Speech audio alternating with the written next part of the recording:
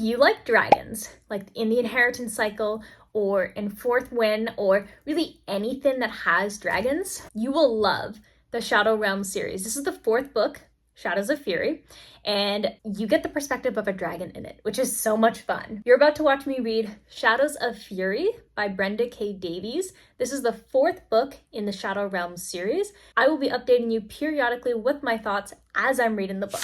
I'm really excited for this book. I'm just like, this whole entire series, it gets better and better every single book, and I'm just really excited because like the way that I understand this fourth book is, and be wary here, there will be spoilers from book 1, 2, and 3, but there won't be any spoilers from book 4 until we go into the book 5 video. So just be wary of that. If you haven't watched my other parts, definitely do that and then come back here so you're up to date. So from my understanding, Shadows of Fury follows immediately after, as the books seem to do, when Lexi and Cole kind of discover that their powers are more than they seem. And I'm really happy. Like, I knew that there was something more to Lexi because like, you never have just a half human who doesn't have any powers. She's not even half human. She's not even a vampire. And I was like, what? Like, I knew that there was something special about her, obviously being the main character, but I didn't know like what it was going to be. Like I knew that it was going to be like the arc then, but I didn't know she was entirely a full arc. I thought she was going to be a half. So yeah, that was a really cool reveal.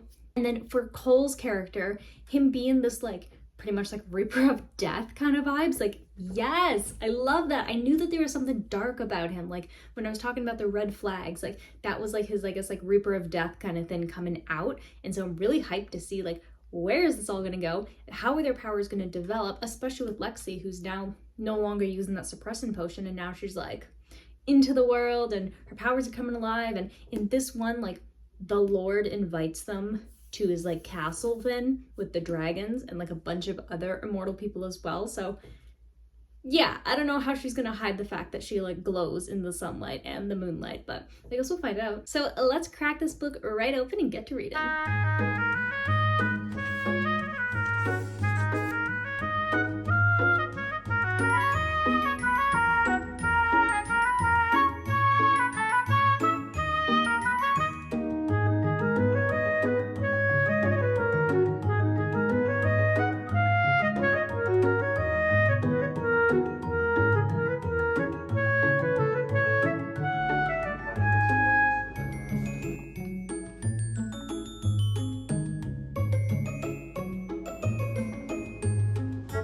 I'm now more than 100 pages into Shadows of Fury, and here are my thoughts so far. Love, love, love, love, love everything that's happening so far. I really like the pacing of this book and the previous book. I think that the pacing in the first and the second book was good. It was just really, like, it was really, really fast, and it really gets you hooked. And now that I'm already hooked, the pacing is more like what you would see in a regular novel. So it's really cool because we're getting our training montage. So like Lexi trying to figure out like what are her powers, how can she use them? And then Cole being like, okay, I got these shadow things and I'm not gonna be broody about it, but like he's broody about it. And just the interactions that all these characters happen. I love how we're getting like so many more characters, so many different perspectives. And there was a really, really cute moment that Lexi and Cole had. Let's just say there was a lake and a picnic, and it was a really good scene. Like, I don't know how I feel about them as like a couple, like they're okay, but that scene was really, really good. Although, I don't know, for whatever reason, and maybe this is just because of A Court of Thorns and Roses, but something is telling me that Cole is not endgame. And maybe I'm completely wrong. Maybe he is. Probably he is. But for whatever reason, I just don't think that he is. And I think it's just because of like the whirlwind romance and just how quickly they got in a relationship. But I don't know. But something that I think that's really unique about this book versus other books that I've read is that the characters get together really, really early. And so you get to follow them along as they kind of grow together as a couple. Whereas a lot of books, I feel like towards the end, the characters finally get together, and then you don't really see their life after, except for like maybe a little bit in the epilogue. But this, you're really showing them kind of going together and adventuring and just like being together and growing. I think that this is another thing that A Court of Thorns and Roses did really, really well, with you following the relationships of the characters and having them kind of grow and figure out about each other and the worlds and how they adapt and just kind of how they see each other in the future. And so I think that that's another series that does a really good job with that, but I feel like I don't really see it often, and maybe it's because I read a lot of just like romance books, and then more like fantasy books where romance isn't the main point. With, of course, one of the most attractive parts of romance books is the yearning for them to get together. And so that's probably why I haven't seen it too much, because that's just the kind of content that I consume. But this is definitely a nice change of pace because I'm not used to seeing something like that, and I really like it. Lord also continues to be a cruel man. He is so mean.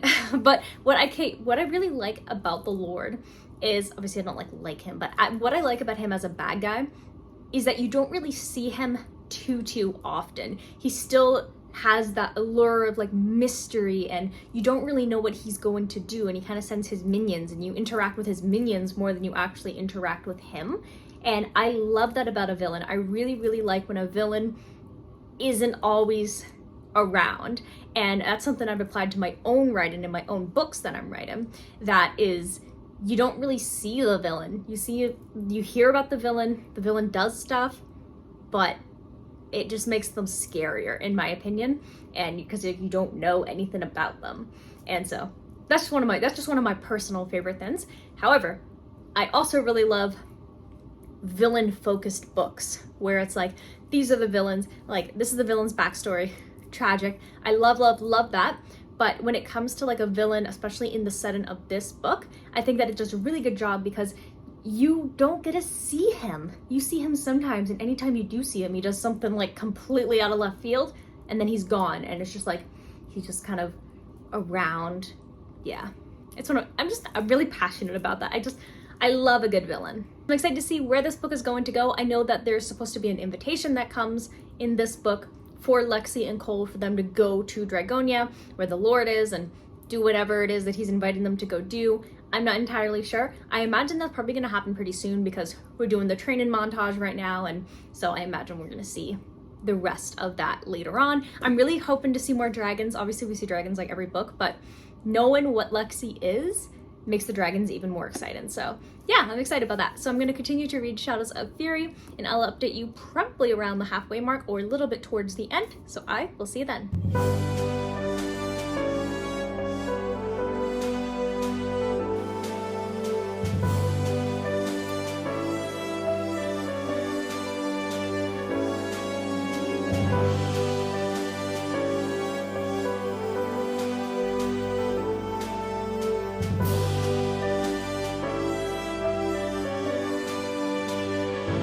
I'm now definitely more than halfway through Shadows of Fury, and the kind of like plot that I talked about like on the back of the book has happened, and honestly I'm really surprised at like all of the events that have happened. I didn't expect it to do that. Like everything has escalated so quickly, but in like a really good way. Lexi's character continues to develop and become her own person. I'm really liking the person that she's becoming. She's very independent, she's very like confident, and she's not gonna let any man mess with her, and I really respect that. Like if Cole does something like kind of left field, she's like, nope, we're not doing that, and he's like, okay. So I really like that she won't get like bossed around by anybody, and that she stands up for people, and I really love how much she loves her horses. I think that that was a really wholesome but also a really sad scene that happened, and yeah, she just really loves those guys. Interesting things keep on happening with Cole, with the Shadow Weaver stuff that we kind of learned about in the last book. So there's definitely some stuff that's coming to fruition now, and it's like, am I correct in what's gonna happen? No idea. I am really interested though, because this is such an interesting concept, and I don't know if he's going to become a villain or if he's just like that tortured male. Like I don't know what it is, but I really dig it, and I do still want Lexi and Oren to be together, but they haven't really had like a very cute scene or anything, but it's just my shipper heart, you know?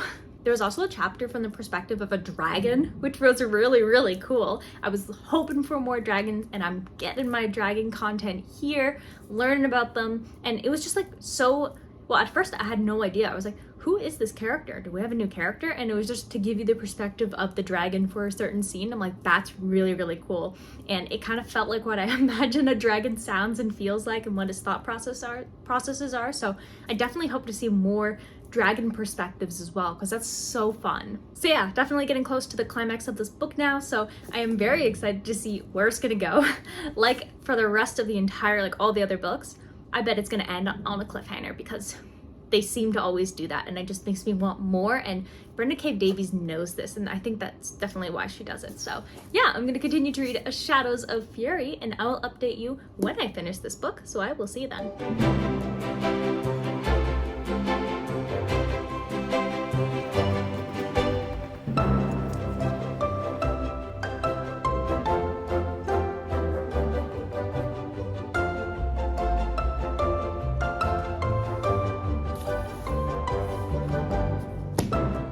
I just finished Shadows of Fury by Brenda K. Davies, and this was yet another really great book in the Shadow Realm series. The action, the reveals, the development, the training montage, the dragons, like, yes. This is like what I love about romantasy fantasy. Like, there's gonna be zombies. They mentioned that there's zombies in this world as well. So that's what's so cool about this, that the Shadow Realms, each realm is like a different kind of creature. And I feel like you never get all of these creatures in one world. I think there was only ever one book, and that was the Crescent City series by Sarah J. Maas, where you have different kind of creatures and stuff that all live together in one area. And so this is the second book that second series that I've ever read that has something like that. So they talked about there's sirens, there's mermaids, there's zombies, we got our dragons, we got our vampires, we got our werewolves, we got just like a bunch of things. There's some stuff in here that they mentioned, I'm like, I don't even know what that is. And that's amazing. I love it. I love this so much. It's like a crossover episode, but with all of these cool magical creatures, and I dig it so much. I also really am loving that Lexi is finally developing as a character. I enjoy watching her and following her and kind of like growing with her as she's learning and figuring out what she can do. And then Cole's development is really interesting as well, because he's so burdened and he's trying not to like give into the shadows, and it's just like, it's so interesting. Like, I don't know where it's going to go, because when it comes to this book, stuff will happen that you don't expect to happen. So like, if Cole just like becomes a villain, or Cole just dies or something, like that's a possibility because of the type of book that this is. And I don't want that to happen, because I do like Cole, minus the like the kind of like red flags he has, but it's not like actually Cole. It's like the other Cole, without like spoiling what I'm trying to explain. But yeah, it's really interesting. So as you can guess, I have bought all of the books now. So I ordered this one to the location that I'm at right now because I had to read it. I needed to know what happened. And so I ordered all the other books to my actual home address. And yeah, there's 11 books in the series. So I just bought the last 6, which is so exciting. I love it. I'm having so much fun. This is such a great series. I'm having such a good time with this. So I'll be awarding Shadows of Fury a total of 4.5 stars. Pretty good rating, eh? This entire series is just so much fun, and it's so well done, and it's so entertaining, and just like, I love just getting immersed into this world. It's so captivating, and it's unique at a lot of times. It's surprising, and I just really am having a great time with this. And I don't know if it's just me, like from what I've seen on Goodreads, it looks like this book's only been reviewed by 2,000 people. So it is still very relatively like not super popular or anything at the moment, but it's got a lot of that great stuff that makes a book so good. So like, and I've said this in my other videos as well about this series, if you like fantasy, if you like magic and romance and all this really great stuff, you should definitely check the series out. Just be aware though that because it is self-published, there are errors here and there, but it's not really like too noticeable really. The thing that I notice most is the incorrect quotation. So it's like a closed quotation when it should be like the open one, like on the other side, but like doesn't ruin the story. The story itself is really, really good, and it's good stuff. So I polled you lovely subscribers, about what do you want to see me read next? And I listened to you. I'm going to be reading Mistborn by Brandon Sanderson next. I hope you're as excited as me because this book, I've actually read it before as well. So when I was about 15 or 16, I believe, I read this one and the ending destroyed me. And I did not have the willpower to read the second or the third book. And I know that there's another kind of series after this original trilogy. And so I'm really excited. I do remember a lot that happens in this book, but I want to definitely kind of get back into it. That way I can read the second and third book, because I did read half of the second book, but I was just too devastated about what happened. But because I know what's gonna happen, I'm a bit more prepared. So I will be reading Mistborn finally, and it smells really good. Oh, so good. And it's got those like really thin, like those pages. I call them Bible pages, because like Bibles have like really like thin pages like this, and like it's like really nice. Yeah, so this is what I will be reading next. So if you're interested in watching me read Mistborn by Brandon Sanderson, the rest of the books in the Shadow Realm series, and various other incredible authors that I do have on my never-ending TBR, definitely hit the subscribe button if you haven't already, and turn on the bell notification. That way you get notified anytime a new video comes out. If you enjoyed this video, and if you're a big romantasy fan as well, definitely hit the like button, and I'll see you in the next video. Bye!